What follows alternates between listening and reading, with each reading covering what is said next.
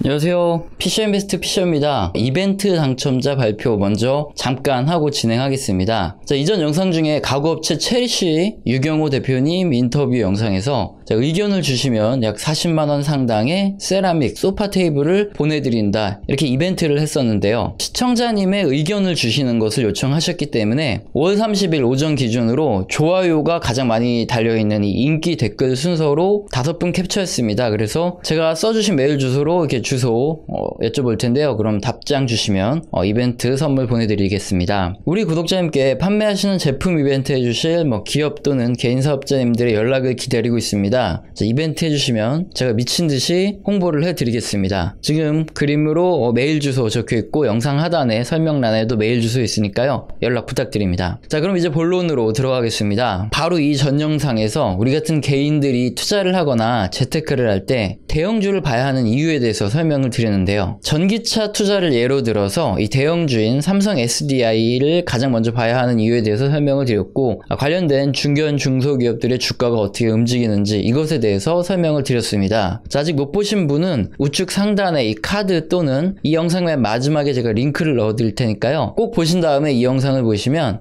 도움이 많이 되실 겁니다. 이유를 알고 보는 것과 모르고 보는 것은 엄청난 차이가 있으니까요. 자, 그럼 오늘은 지난 영상 맨 마지막에 말씀드렸죠. 우리 같은 개미들이 투자를 할 때 대기업인 삼성전자를 보고 관련된 협력업체인 중견 중소기업을 봐야 하는 이유, 이것에 대해서 설명을 드리도록 하겠습니다. 그림은 삼성전자의 2020년 1분기 공시자료인데요. 제가 촌스럽게 별표를 한 이 사업이 삼성전자의 현재 주요한 사업 부분입니다. IM 부분이 IT 앤 모바일 커뮤니케이션 사업부인데요. 휴대폰에서 이익이 대부분 나옵니다. 그리고 DS는 디바이스 솔루션 사업이라고 하는데, 이 중에 반도체와 디스플레이가 중요합니다. 그리고 CA는 컨슈머 일렉트로닉스인데 TV 같은 가전제품인데, 여기서 수익이 거의 미미하게 나오기 때문에 그렇게 중요하진 않고요. 그냥 쉽게 휴대폰, 반도체, 디스플레이 사업이 가장 중요하다, 이렇게 이해를 하시면 되는데, 제가 사업보고서까지 가져와서 설명드리는 이유는 여기 보시면 IM, DS, DP, CE 이렇게 약자로 설명하는 내용이 레포트 또는 뉴스 기사에 자주 등장하기 때문입니다. 자, 우리 채널은 경제 초보자님들도 쉽게 이해할 수 있게 설명을 드리는 것이 목표이기 때문에, 자, 삼성전자 관련 사업의 이 약자 정도는 이게 뭔지 알아두셔야 앞으로 뉴스 기사를 읽으시던 아니면 레포트를 읽으실 때 도움이 되기 때문에 제가 간단히 설명을 드렸습니다. 그럼 삼성전자의 주요 사업 중에 이 IM이죠. 거기서 가장 중요한 휴대폰 사업부터 알아보겠습니다. 먼저 삼성전자의 휴대폰 사업은 1988년이죠. SH100 모델부터 시작을 하게 되는데요. 근데 여기부터 시작을 하면 너무 길기 때문에 제가 2010년부터 된 스마트폰 사업부터 설명을 드릴 건데, 잠깐 재미로 1988년 올림픽 때죠. SH100 모델에 대해서 잠깐 보고 넘어가면, 폰의 스펙을 보면 당시 무게가 800g에 길이가 40cm입니다. 800g이면 지금 핸드폰들이 200g이 안 넘어요. 그러니까 거의 4개를 합친 무게이기 때문에 굉장히 무거워서 벽돌폰이라고 불렀고요. 그리고 당시 가격이 또 차 한 대 가격이었습니다. 그 당시에 휴대폰을 들고 다니는 것만 해도 거의 부의 상징이었겠죠. 근데 삼성전자의 스마트폰 시작은 2008년 출시된 이 옴레기부터입니다. 이름은 원래 옴니아였는데요. 근데 이건 스마트폰도 아니고 그냥 쓰레기다, 이래서 옴레기라고 불렀습니다. 당시 아이폰의 대항마라고 삼성이 마케팅을 했었는데, 이 옴레기 덕분에 내가 삼성 스마트폰을 앞으로 죽을 때까지 안 산다 라면서 아이폰으로 오히려 넘어가게 만든 사용자만 거의 10만 명이 넘을 정도로 제대로 시작도 하지 않았던 삼성의 스마트폰 사업을 거의 말아먹게 만들 뻔했던 이런 엄청난 제품이 바로 옴레기였죠. 근데 하필이면 저도 당시 옴레기를 썼었고요. 아이폰을 사지 않은 걸 굉장히 후회하면서 한 2년 고생했던 기억이 납니다. 자, 그렇게 2009년까지 옴니아 1과 2가 쓰레기라는 소리를 들으면서 삼성의 스마트폰 사업은 별 볼 일이 없다가 2010년부터 갤럭시 시리즈가 출시되면서 본격적으로 삼성의 스마트폰 사업이 성장을 하게 됩니다. 지금 보여드리는 그림의 스마트폰 출하량을 보면 삼성전자의 스마트폰 역사와 거의 동일하게 움직이는데요. 왜 글로벌 스마트폰의 출하량과 삼성의 스마트폰 역사가 동일하냐? 이유는 애플의 아이폰이라는 이 혁신적인 제품에 대항하기 위해서 삼성전자가 패스트 세컨드 전략을 펼쳤기 때문입니다. 패스트 세컨드 전략은 혁신 기업이 신제품을 내놓았을 때 기존에 시장을 지배하고 있던 이런 기업이 후발주자로 시장에 참여하는 거죠. 그래서 시장을 더 키우고 기존의 판매망과 자본력을 이용해서 혁신 기업을 뒤덮고 시장을 장악해버리는 이런 전략을 말합니다. 물론 애플이 만만치 않았기 때문에 삼성전자가 시장을 장악하지 못했죠. 그럼에도 불구하고 삼성이 굉장히 큰 시장을 아직까지 장악하고 있죠. 어쨌든 그렇게 2010년부터 삼성의 갤럭시 시리즈의 평가가 좋아지면서 본격적으로 스마트폰 글로벌 출하량이 늘어나기 시작했고요.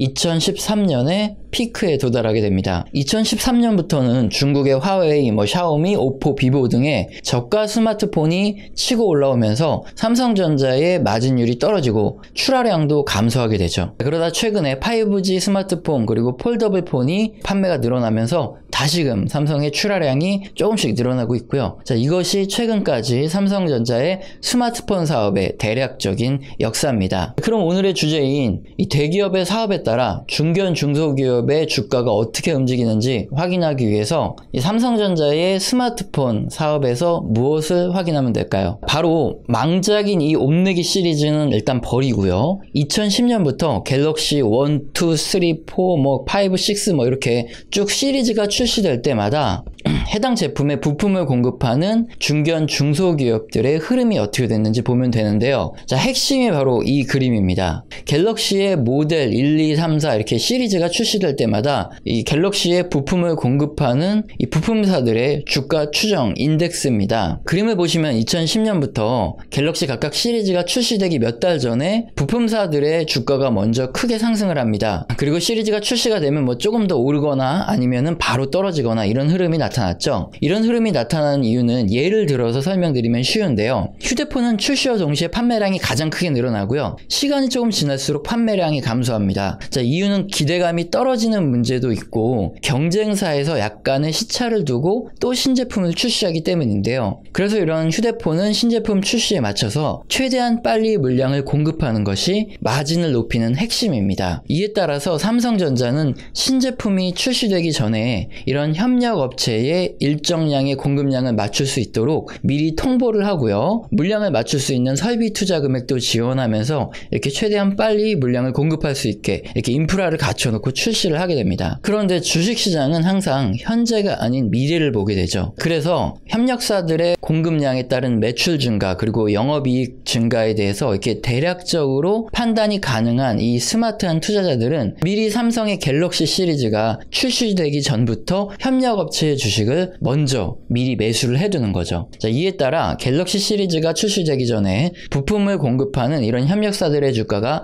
미리 오르고요. 정작 시리즈가 출시된 이후에는 예상보다 잘 팔리느냐 덜 팔리느냐에 따라서 주가가 조금 더 오르고 떨어지거나 아니면 바로 떨어지거나 이렇게 주가의 흐름이 결정되는 것입니다. 앞으로 좀 더 잘 팔리겠다 그러면은 호재가 더 이어지면서 주가가 더 오르고 생각보다 판매량이 그렇게 크지 않겠네 하면 주가가 떨어지는 거죠. 자, 협력사들의 주가 움직임이 이해가 되셨나요? 그리고 그림을 보면서 하나 더 이해하셔야 되는 게 스마트폰 출하량이 피크를 찍었던 지난 2013년 이후에도 물론 부품업체의 주가는 신제품 출시 전에 상승하고 출시 후에 떨어지고 이런 움직임이 계속 반복됐습니다. 다만 2013년 이전과 이후의 다른 점은 일단 2013년 스마트폰이 출하량의 피크를 찍기 전에는 주가가 장기적으로 우상향을 했고요. 그 다음에는 횡보 또는 하락하는 상황이 펼쳐졌죠. 그래서 2013년 이전에 부품주를 잘못 투자를 하게 되면 혹시 타이밍을 잘못 잡아도 어차피 장기로 우상향하기 때문에 버티면 수익이 났습니다. 하지만 2013년 이후에는 협력사들의 투자 타이밍을 잘못 잡으면 몇 년간을 기다려야 원금 회복이 되는 상황에 놓이게 됩니다. 자, 그래서 2013년 이후에는 이렇게 스마트폰 신제품 출하 사이클에 맞게 투자를 했던 모멘텀 투자자들 중에 많은 분들이 손실을 보거나 아니면 장기간 물려서 고생을 하게 됩니다. 지금도 역시나 갤럭시 시리즈가 출하가 되기 전에 부품 협력사들을 먼저 사고 그 다음에 출하되면 매도하는 게 정석적인 출하 방법인데요. 그럼 갤럭시 시리즈가 출시되기 전에 부품을 공급하는 협력사의 주식을 사고 출시되면 매도를 하고 이건 알겠는데, 근데 내가 지금 부품주를 들고 있거나 아니면 관심이 있는데, 그럼 지금 일단 갤럭시 S20이 일단 나왔으니까 당장은 일단 팔고 그 다음 모델이 출시되기 전에 다시 협력사에 투자를 하든가 해야 정석적인 거냐, 이런 의문이죠. 자, 일단 결론부터 말씀드리면 일반적으로 협력사에는 그렇게 투자를 해야 하지만 어떤 부품이냐에 따라 조금은 다릅니다. 앞서 설명드린 내용들은 일반적인 역사이죠. 예를 들어서 2013년 전까지 스마트폰 케이스를 만드는 회사들의 주가는 갤럭시 S 시리즈가 출시될 때마다 굉장한 상승을 보였습니다. 자, 그런데 어느 순간 삼성이 케이스를 메탈로 변경하거나 아니면 또 내재화를 하면서 관련된 기업들은 사업 내용을 변경하거나 또는 부도가 나기도 했습니다. 반면에 스마트폰용 MLCC나 카메라 모듈을 만드는 회사의 경우에는 2013년 피크를 친 이후에도 신제품 출시 사이클에 맞게 주가가 굉장히 잘 움직이거나 아니면 자력으로 사이클과 다르게 더 주가가 상승하는 경우도 많았죠. 그래서 제가 스마트폰 협력사가 굉장히 지금 많기 때문에, 그리고 다양한 부품도 들어가기 때문에 여기서 전부 다 설명을 드리지 못하고 한 영상에 모두 담을 수도 없겠죠. 그래서 그 부품 중 하나 정도는 제가 설명을 드리는 게 나을 듯해서 굉장히 정성스럽게 잘 나온 이 애널리스트 리포트를 리뷰해 드리도록 하겠습니다. 바로 유진투자증권의 노경탁 애널리스트의 2020년 하반기 산업 전망 중 모바일 디바이스 관련 레포트입니다. 지금 그림에서 보여지는 이 리포트니까요. 유진투자증권 홈페이지에 들어가서 한번 확인해 보시면 되고, 제가 오늘은 중요 내용을 좀 리뷰를 해드리도록 하겠습니다. 자, 레포트에서 우리들이 이번 시간의 주제로 다루는 이 삼성의 스마트폰 사업의 중견, 중소기업들의 주가가 어떻게 움직이고 우리는 어떻게 대응해야 될까, 이 부분에 대해서 잘 나와 있는데요. 바로 카메라 모듈 관련 협력 업체 관련 내용입니다. 그림처럼 2010년부터 휴대폰 부품주들의 주가 인덱스를 이렇게 제작해서 봤을 때 갤럭시의 출시 시기마다 주가가 오르고 떨어지고 이런 현상이 나타났다, 이걸 이 그림에서 설명을 하고요. 그리고 그 협력사들 중에서 카메라 모듈 관련 이 부품주들을 이렇게 따로 떼어서 봤더니 다른 부품주들에 비해서 카메라 모듈 관련 부품주들의 주가가 조금 더 높게 올라서 좀 더 투자에 유리했다, 이런 것들을 지난 10년간 분석을 통해서 기록된 차트입니다. 자, 이 차트를 보니까 굉장히 신빙성이 높죠. 그리고 이렇게 카메라 모듈 관련된 기업들의 주가 움직임이 좋은 이런 흐름이 앞으로도 계속될 것이냐, 이 부분에 대해서도 나오는데요. 점점 유튜브 및 인스타그램 또는 페이스북 등 동영상과 사진이 중요해지는 상황이 지속될 수밖에 없다, 이건 우리 모두가 다 알고 있는 사실이고요. 그리고 그림처럼 실제 갤럭시 S20 시리즈도 그렇고요, 그 이전 시리즈도 그렇고 제조 원가 중에서 카메라 모듈 관련 원가가 계속 늘어나는 추세에 있다, 이렇게 볼 수 있는 자료입니다. 바로 노란색이 카메라 모듈 관련 이 원가 부분인데요. 이렇게 카메라 모듈의 원가가 지속적으로 늘어나는 이런 추세를 볼 때 앞으로도 당연히 이런 추세가 지속될 가능성이 높고 카메라 모듈 관련 업체들의 주가 움직임이 좀 더 빠르게 올라갈 가능성도 더 높겠죠. 자, 워낙 잘된 리포트라서 리포트의 모든 내용을 제가 리뷰를 해드리고 싶지만, 그러면 이 노경탁 애널리스트가 정성 들여 연구한 이 레포트를 보지 않으실 수도 있고 유진투자증권에도 도움이 안 되기 때문에 제가 여기까지만, 중요한 내용 요 두 가지만 리뷰를 해드리고 나머지 내용은 유진투자증권 홈페이지에 가서 직접 확인을 하시기 바랍니다. 제가 돈 받고 이렇게 PPL 해드리는 게 아니라 워낙에 정성스럽게 잘 나온 레포트라서 그냥 잊혀지는 것보다 많은 분들이 읽었으면 한다, 이런 의도에서 제가 리뷰를 해드렸습니다. 자, 일단 이 정도만 설명드리면 삼성전자의 스마트폰 사업과 관련된 협력업체인 중견 중소기업들의 주가 움직임이 상당히 유사하다는 것, 그리고 우리가 어떤 식으로 대응하고 투자를 해야 되는 것, 이것에 대해서 감이 잡히실 겁니다. 그리고 당장 중견 중소기업들의 흐름에 그리고 투자에 힌트가 될 수 있는 이야기도 해드리도록 하겠습니다. 먼저 최신 뉴스 기사를 보면 삼성폰이 안 팔려서 스마트폰 협력사 생존이 위협된다, 이런 기사가 있습니다. 당장의 갤럭시 S20 시리즈가 잘 안 팔려서 협력사들이 굉장히 어렵다, 이런 내용인데요. 자, 먼저 1분기에 갤럭시 20이 출시됐죠. 이때 삼성전자는 앞서 설명드린 대로 협력사들의 부품을 일정량 주문을 해두기 때문에 실적이 굉장히 좋았죠. 그런데 막상 출시를 해보니까 예상과 달리 판매가 부진한 겁니다. 있습니다. 삼성전자 입장에서는 이제 2분기에는 재고를 줄여야 하기 때문에 2분기부터 부품의 추가 주문을 많이 하지 않겠죠. 반면에 부품을 공급한 협력사 입장에서는 이제 2분기에도 일정량의 주문이 들어올 것을 대비하고 인력을 유지하고 뭐 기계 설비를